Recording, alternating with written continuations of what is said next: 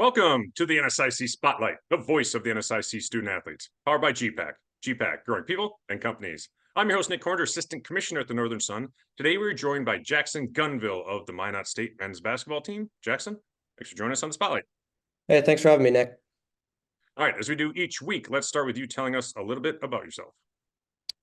Yeah, so I'm a redshirt junior this year. Growing up in Minot, lived here my whole life and graduated from Minot High, and yeah, just excited to be in the home stretch of or not really the home stretch, but kind of rounding second, I'd say, in the conference schedule here. And we've had a good start to the season here, and I'm just looking forward to seeing what the rest of the season holds for us. All right, you said a Minot or a native of Minot. Why was it that you chose Minot State University for your athletic and academic career? Yeah, this one was a pretty easy choice for me. Like I alluded to in the past, growing up in Minot, it's just playing in front of your friends and family is something that's really important for me.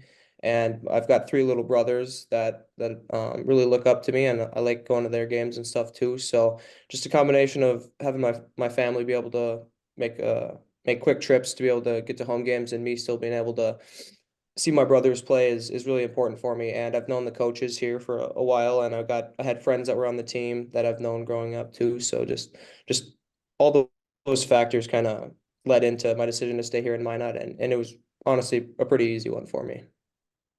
All right, well, your friends and family must be happy with the results of those home matches already for you guys, because Minot State is off to a fantastic start this season, sitting at 11-3, 6-2 in the NSIC. This is a team that finished 10th in the NSIC last season, but showed some improvement late. Talk about this year's team and what has them off to this hot start. Yeah, I'd say this year it's a combination of we've got a lot of guys back from last year, and I think that's really important because we had all postseason last year and all preseason to kind of grow and develop our team from last year. And last year we were really close. Like if you look at our record, it might not show that, but we were in a lot of one-score games, and we weren't on the right side of those one-score games a lot of the time. And I think being in those and going through that adversity has really helped us and forced us to kind of come together more and figure out what we need to do to be able to pull through in those one-score games. And this year, so far, it's really been beneficial for us because we're a really tight-knit group, and we're able to come together and push through adversity and push through those tough times. Whereas last year we might have let those slip away and let those cost us games. And this year we're still learning from our mistakes, but it seems like we're winning plus learning from our mistakes. So that's a good thing. All right, you mentioned a lot of players are back from last year's team. Tell us about some of your teammates and their role on this team.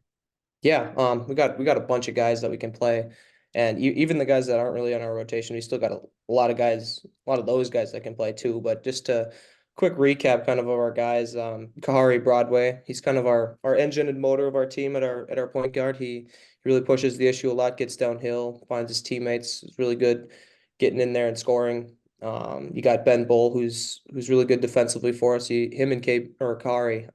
Usually those two are accepting the challenge of guarding the other team's best player every single night, and that's a big thing for us. Ben's been shooting the ball really good this year. Mike Jock, starting at our four man. He's kind of our glue guy of our team. Like if you look at our box scores and stuff, you might not think that like what he does has that huge of an impact, but he might be our most impactful player. Just what he can do defensively, getting tips on balls. I think he leads the conference in steals right now. He's a monster on the glass. He hits timely shots.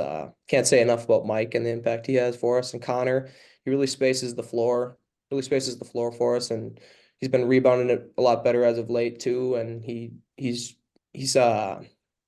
he's kind of been challenged with playing a new position that he hasn't really played before as our five man because he's grown up playing the point guard and the 1, 2, and 3 really. So he's taken a new role, and he's really excelling in that. And then our bench guys have done a great job of just coming off the bench, giving us great energy. Dylan Gachaba, Cam Givens, Caleb Vandigren, those guys, or Jalen Cook too. Those guys have just done a great job lifting us up and giving us great minutes off the bench too. Right. How would you describe your role on the team and your style of play?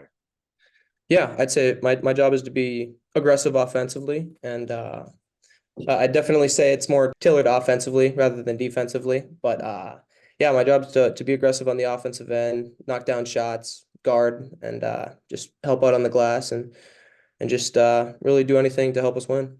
You got Coach Matt Merkin has been leading the Beavers for over a decade. Talk about the culture he brings to this program and what it's like to play for him. Yeah, it's been good. I've known Coach Merkin for a while, obviously growing up in Minot, and he's been here for as long as I can remember. But I'd say, especially over the past couple of years, he's just really trying to get us to lock in on the small details because, like I said to previously, last year we were really close. We were really close to being good, and we kind of had a late season push where Cam Dunphy hit a big game winner for us to send us to the Pentagon. But like ever since just last year in the postseason, he's like, we're not that far off. Like if you look at the games we're playing, we're really like we're lower in the rankings, but like we're really close. If we can just lock in on the small details and win a couple extra possessions a game and maybe not turn the ball over a couple extra times, or maybe take a few extra better shots, come down with a few more rebounds, like that can be the difference in winning or losing in this conference, because this conference is the best in Division 2, and anybody can beat anybody on any given night. That's been proven. But he's really just getting us to lock in on the details, and that's kind of been our motto for this year, and it's really helped us because we just resort back to that. Like we don't have to play out of our mind. We just have to be ourselves.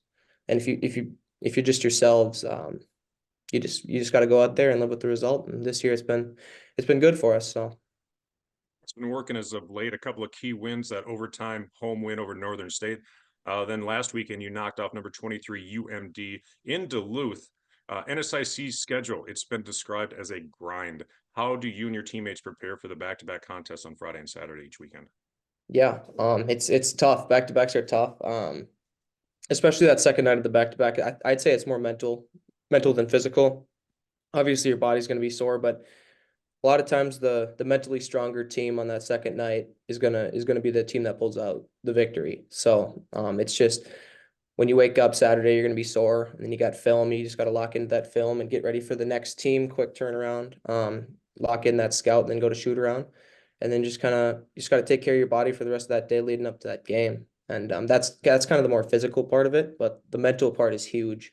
Um, the teams that can turn around, and even if you lose Friday night, the teams that can turn around and just forget that one and move on to the next night and be the mentally tougher team is usually going to be the team that wins. That's right. And it's easy to get excited for a game day, but what drives you every day, not only on the court, but in the classroom and in life?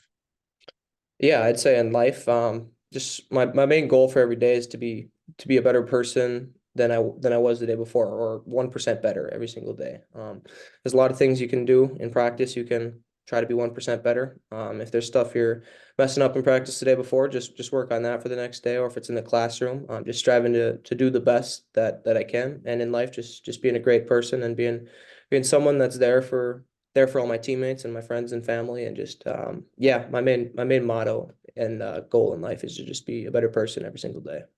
Final question for you. What advice would you give to a young player to help in their development? Yeah, that's a good one. I'd say if I was, yeah, anyone I'd be giving advice to, I'd say just don't let anyone tell you can't do anything. There's a lot of people that maybe aren't the biggest, the strongest, the fastest, or they can't shoot the best or whatever. Just whatever you're doing in life, don't let anyone sway you away from anything or tell you you can't do anything. I think it's really important that you write your own story and you don't let anyone else write that for you. All right. Thank you, Jackson. Some good advice right there. Best of luck to you and the Beavers as you have a 4-game home streak coming up for you guys. That's going to wrap up this week's show. Thanks again to our sponsor, gpac. Jackson, best of luck to you and the Beavers the rest of the season. Thanks, Nick.